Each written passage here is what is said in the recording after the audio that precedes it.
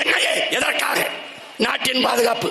என் வீட்டிலே என்னையே இந்த தேசிய பாதுகாப்பு முகமையை ஏறிவிட்ட என்னையே எல்லையில என்ன செஞ்சது? என்ன செய்தது? எல்லாரிடத்திலும் ஆதார் கார்டு. ஏர்போர்ட்டிலே, விண்ணூர்தி நிலையத்திலே ஏறுகிற போது சீமானிடத்திலே அடையாளத்தை கேட்கிற பெருமக்கள் எல்லையிலே என்ன புடுங்கிக் கொண்டிருந்தீர்கள்? என்ன பண்ணிக் கொண்டிருந்தீர்கள்? என்ன பண்ணிக் கொண்டிருந்தீர்கள்? ஒரு பகல்காம் சுற்றுலா தலம், பல ஆயிரம் மக்கள் கூடி கிளைகிறார்கள். 30,000த்திற்கும் மேற்பட்ட மக்கள் கூடி கிளைகிறார்கள். பாதுகாப்பு இங்கே கேட்டால் அது சுற்றுலா தலமாக மாற்றியதே எங்களுக்கு தெரியாது. இது பதிலா? இது பதிலா?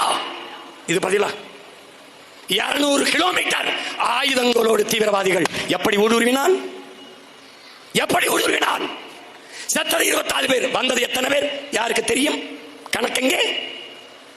உள்ளே வந்து 20 பேரை பல மணி நேரம் நின்று அவன் படம் எடுப்பதோட வசனம் பேசி காட்சி எடுத்து சுட்டுக் கொண்டிருக்கிறான்.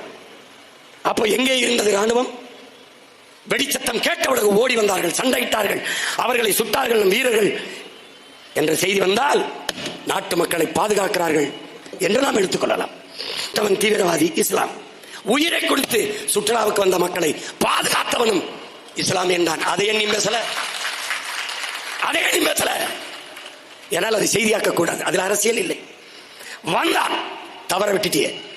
எத்தனை பேர் வந்தான் தெரியாது, எப்படி வந்தான் தெரியாது, ஆயுதங்களோடு எப்படி வந்தான் தெரியாது.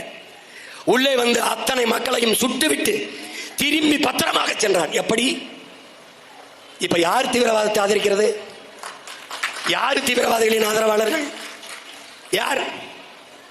நான் என் வீட்டிலே பாதுகாப்பிற்கு ஒரு காவலரை வைத்திருக்கிறேன்.